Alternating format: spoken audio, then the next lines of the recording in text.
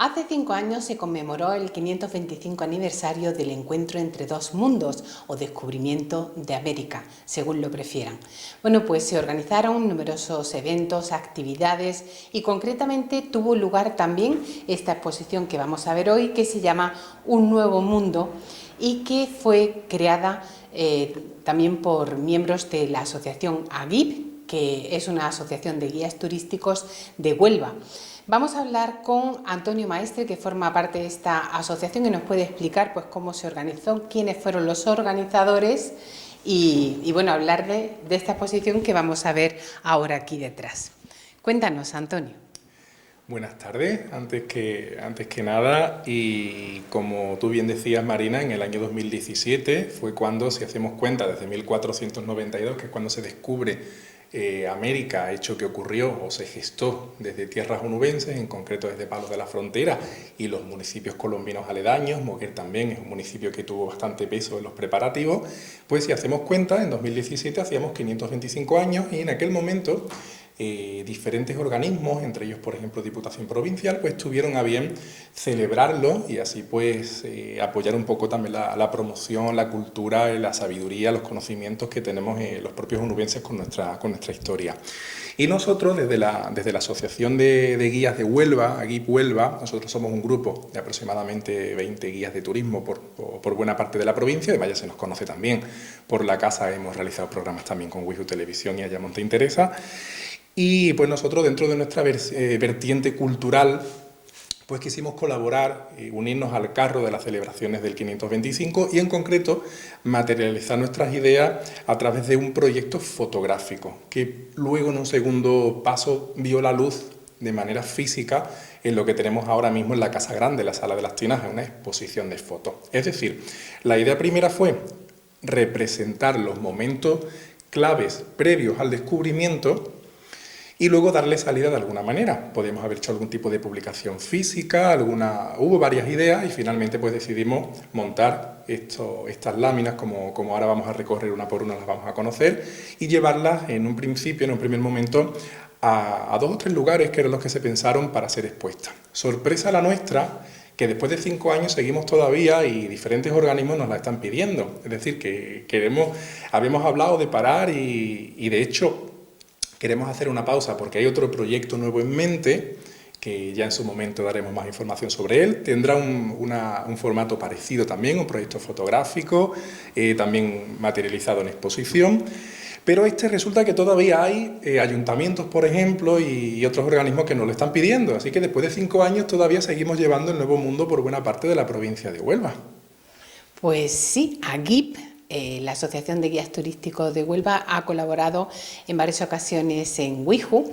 Realizamos un programa que se llamaba Ayamonteando, un programa precioso en el que damos valor al patrimonio de Ayamonte, y Antonio Maestre también ha participado en la Semana Santa de WIJU. Él puso su voz a las retransmisiones en directo que tuvimos y bueno, pues una experiencia con WIJU que tuviste y que ha dado más difusión también a esta asociación, a GIP. Y muy agradecido siempre a vosotros. Además, muy bonito explicarlo precisamente hoy, recordarlo hoy, porque todo vino a raíz de la primera vez que nosotros dábamos una información, una comunicación sobre este proyecto, que fue en noviembre del año pasado, fue cuando supimos que este proyecto vendría a la Sala de las Tinajas, a Ayamonte, y a raíz de un primer encuentro entre nosotros pues surgió esa bonita colaboración con WIJU. Pero bueno, hoy estamos hablando del proyecto del Nuevo Mundo. Vamos a ver si os parece. Sí, pues vamos a ubicarnos en este... Dime. Importante, muy importante, porque hemos nombrado a la Asociación de Guías, hemos nombrado a algún organismo, pero no hemos nombrado a la persona quizá que es el alma de todo ello, que como veis por ejemplo aquí en el cartel, Un Nuevo Mundo por Joaquín Pérez García.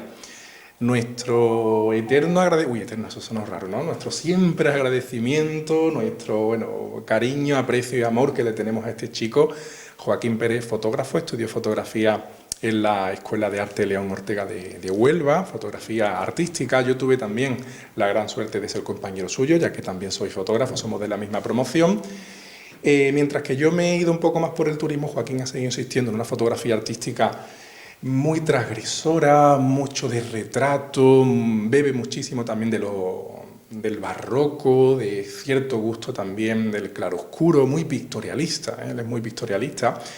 Y le propusimos hacer esto a Joaquín. Oye, Joaquín, ¿te apetece materializar esta idea que tenemos? Él nos dijo que, bueno, por supuesto que sí, ni se lo pensó a la primera.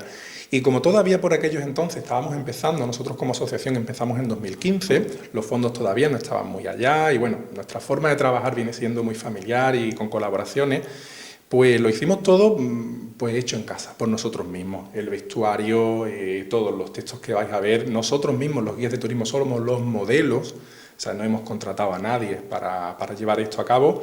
Y todo gracias a, como digo, gracias a Joaquín, que ha sido el alma y la persona capaz de materializar todo ello, es precioso. Y empezamos, si queréis ir, por ejemplo, uno por uno, desvelando la historia que aquí se cuenta. Decir que al principio, en aquel año 2017, nos planteamos solo 6 fotografías. Y de hecho esta exposición empezó siendo nada más que recreando 6 momentos previos al descubrimiento, solo 6. ¿Qué ocurrió? Que tuvo aceptación, las salas expositivas a las que íbamos se quedaban grandes para un proyecto que era pequeño y años más tarde pues decidimos ampliarlo con 10, de tal modo que desde hace un par de años o 3, desde justo antes de la pandemia, creo que fue en el año 2019, cuando le añadimos las 4 que faltaban, completamos por tanto 10 y la última, luego la veremos, la última que es la que cierra el ciclo, ya no es una escena previa al descubrimiento, sino que ya es la llegada, es posterior al descubrimiento. Por tanto, el arco temporal también se amplía. Todo comienza con una imagen protagonizada, en este caso por un tal Cristóbal Colón, lo hace mi compañero Matías, guía local en Almonte, y lo que representamos con esta imagen es ese pensamiento, esa idea que ya estaba en la mente tanto de Cristóbal Colón, allá por finales del siglo XV, como de otros grandes marineros y gente más avanzada mentalmente en la época, que si antes se creía que detrás de este horizonte te caías para abajo, es decir, que la Tierra era plana, ya en el siglo XV hay, como digo, gente que empieza a entender la redondez de la Tierra, Colón entre ellos. Y claro, si queremos llegar desde Europa hasta las costas de Zipango, Japón, la India, la China, para buscar las especias, que era prácticamente el oro de la época, ¿no? El producto que más valor tenía, pues lo mismo daba rodear por un lado que rodear por otro. Hacerlo por África o atravesando buena parte del continente europeo, Eurasia y tal, pues era muy tedioso, muy difícil, además también en continuas disputas con los portugueses que tenían colonias por ahí. Entonces Colón pues intentaba venderle ese proyecto, no se conocía América, por supuesto, que navegando dirección a Occidente se llegaría al mismo sitio. Hasta 1485 este hombre vivía en Portugal con su esposa, con Felipa Moniz, y claro, al rey Juan de Portugal era a quien él insistentemente le vendía este proyecto, intentaba. Desafortunadamente la corte portuguesa no cree en él, y cuando en 1485 Felipa falleció y él se vio solo en un país que, atendiendo a la teoría clásica que todos hemos estudiado en el cole, no era el suyo, y un proyecto que quiere sacar adelante, pues se lo va a ofrecer ¿a quién? A los monarcas del reino de al lado, a los reyes católicos. Por tanto, él tiene, una vez que tiene claro su proyecto y se lo quiere presentar ahora, en segundo lugar, a los reyes católicos, huyendo, como digo, de Portugal y viniendo ya a tierra castellana, pasa frente a Ayamonte, él rodea el Cabo de San Vicente, llegaría a nuestra costa y se va directamente a la desembocadura del río Tinto.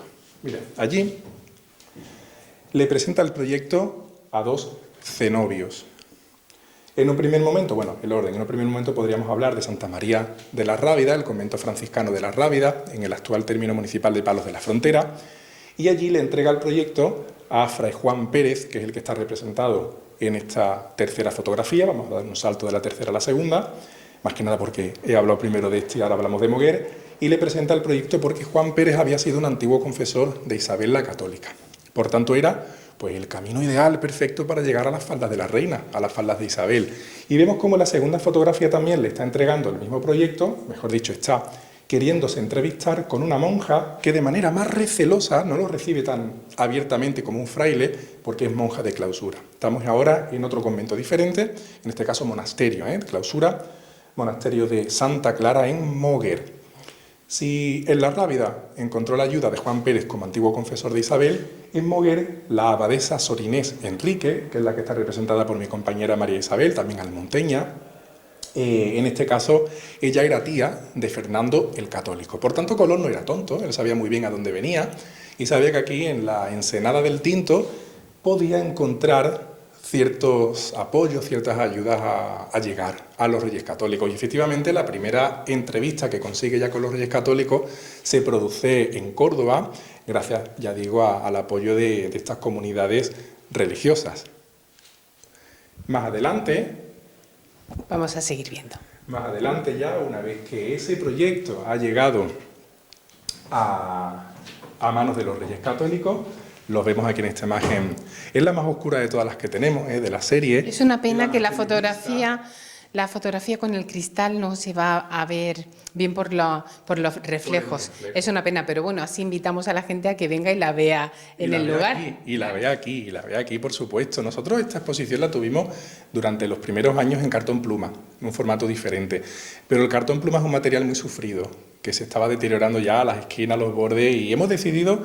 Además, esta es la primera, en Ayamonte hemos decidido ya que las que nos queden van a ser así, en el cristal. Sí es cierto que hay que pelear un poquito para ver claramente la imagen por los reflejos, pero bueno, creemos que también le da algo diferente, o al menos nosotros que llevamos tantos años conociéndola en cartón pluma, sí que nos resulta bastante llamativa y muy diferente.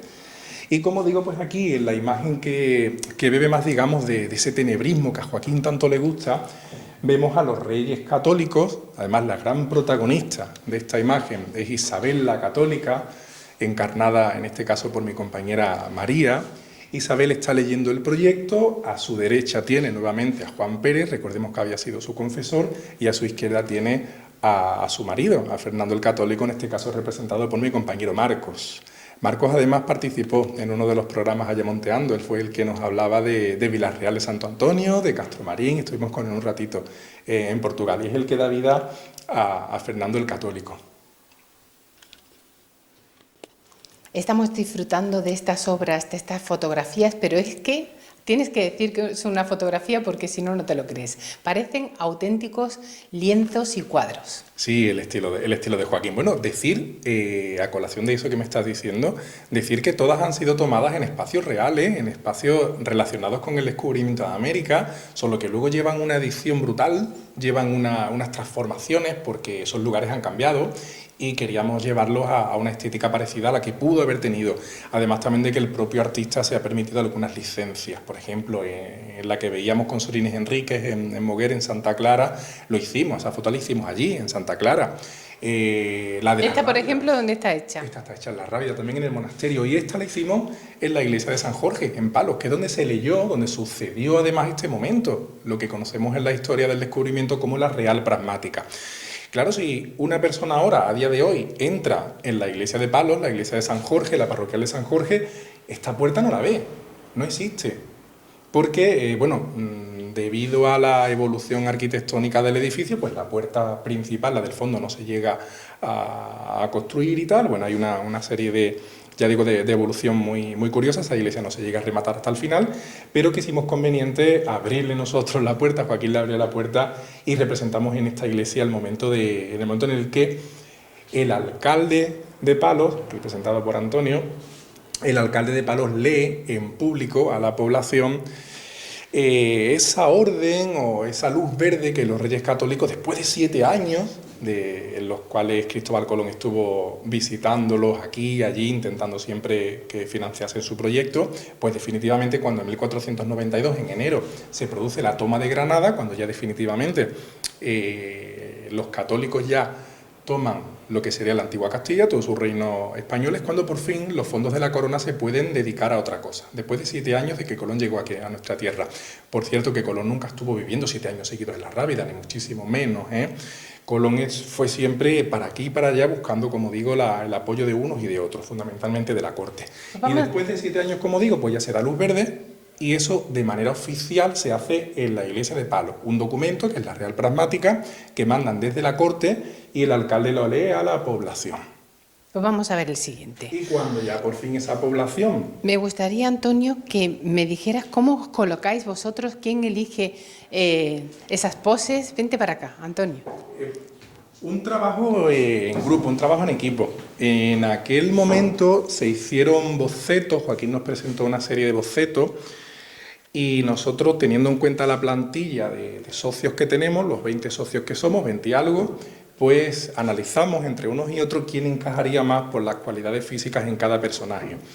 El vestuario, pero eso, lo que son las poses, la escena, eso fue todo invención de Joaquín. Eso no es aleatorio, es decir, no nos ponemos aquí porque hemos llegado los tres y hemos dicho, tú quedas mejor aquí, tú aquí, no, eso va todo con un... Está muy estudiado. Muy estudiado, muy estudiado. Boceto previo y todos los elementos además muy estudiados. Y aquí vemos a los famosísimos hermanos Pinzón, en Palos de la Frontera, que fueron los grandes héroes del descubrimiento para la gente de Palos de la Frontera, por encima incluso mucho más importante que el propio Cristóbal Colón, que era extranjero. Por tanto, aquí los representamos a ellos, a los tres hermanos Pinzón, con un mapa por delante, estudiando ese proyecto. Son todos, como digo, aquí hay compañeros, aquí son allegados a nosotros. Hemos contado en este proyecto, contamos tanto con los propios socios como modelos, como incluso nuestras parejas, ¿no? Isaac, Antonio, Rubén, son parejas de algunas de las socias del grupo, ¿no? de Aquí Huelva. Y aquí es un precioso retrato el que se hace. Ellos son los que convencen a la población marinera, a los marineros de Palos de la Frontera, de que se enrolaran en aquella aventura, rumbo a lo desconocido, tres barcos que popularmente conocemos como las tres carabelas, pero que realmente no fueron tres carabelas. Fueron dos carabelas, la Pinta de la Niña, en concreto la Pinta propiedad de los hermanos Pinzón, la Niña propiedad de los moguereños hermanos Niño, y la Santa María no era una carabela, era una nao, un buque, era el buque insignia, donde iba el capitán, donde iba el que luego fue almirante, Cristóbal Colón, un buque muy diferente, grande, las grandes panzudas del norte, eran cargueros de la época. Por tanto, las carabelas iban más rapidito, la nao iba mucho más lenta, las carabelas iban, digamos, adelantando esa ruta, y detrás venía la grandota, la gran protagonista de todas ellas. ¿Y cómo se preparan esos barcos? Pues se prepararon, como digo, ya en agosto, por una razón muy curiosa, la fecha tampoco es casual, se produce por una cosa que ahora os explicaré, y se preparan, por supuesto, se habituallan en el puerto de Palos. Hoy lo llamamos Palos de la Frontera, todavía se llamaba simplemente Palos. Todos los detalles, invito a la gente a que vengan aquí a la Sala de las Tinajas, en la Casa Grande, porque es una pena que no se perciban los detalles, pero fíjate, háblanos de este otro momento histórico. Momento histórico muy importante, 3 de agosto de 1492, cuando definitivamente ya le damos salida a esos barcos desde el puerto de Palos. También está hecho en un lugar relacionado con esto, estamos hablando del Muelle de las Carabelas. Y es cierto que el actual Muelle de las Carabelas no coincide en el punto exacto donde estuvo el original puerto de Palos, que estuvo en la misma villa, como a 3-4 kilómetros, Río Tinto arriba. Pero el río ha cambiado muchísimo debido a la sedimentación, sobre todo ha desaparecido el antiguo puerto Palermo y lo tuvimos que recrear ahí. Y claro, si nosotros vamos, no obtenemos a día de hoy una imagen como la que Joaquín hace aquí. Esta parte sí es real, pero luego lo que se ve detrás, los barcos grandotes, eso está metido todo en postproducción. En la antigüedad y en aquel momento, presumiblemente también, no iba directamente, o sea, no llegaba directamente a la dársena el barco, sino que había que cruzar en barquita. Y por eso representamos a Cristóbal Colón en una barca pequeña, Rafa, el compañero que está remando por detrás, Matías nuevamente Colón, aquí se nos ve al grupo despidiendo a este personaje protagonista como si fuera ya a la nao Santa María, y se produce ese momento en concreto el 3 de agosto y no otro día, porque el 2 de agosto la Iglesia Católica celebra la festividad de la Virgen de los Ángeles, que es una devoción que tiene muchísima relación con la comunidad franciscana, es fiesta grande para la comunidad franciscana. Y como el convento de San Francisco, que hablábamos de las Rábidas, perdón, como el convento de las Rábidas era franciscano, pues obviamente le piden a Colón, y también, por supuesto, por el lado de Moguer, los franciscanos también estuvieron, pues le piden a toda la tripulación, a la organización, que no salgan antes de que se celebre esa festividad. Y por eso el día 3 de agosto ya, después de haber hecho noche en vela delante de la Virgen de los Milagros, o Santa María de la Rábida como popularmente se la conoce, la patrona de Palos, con marea vaciante, tempranito por la mañana, puede que fuera a las 8 de la mañana, quiero recordar, 7 u 8 de la mañana, con marea vaciante ya rumbo al océano.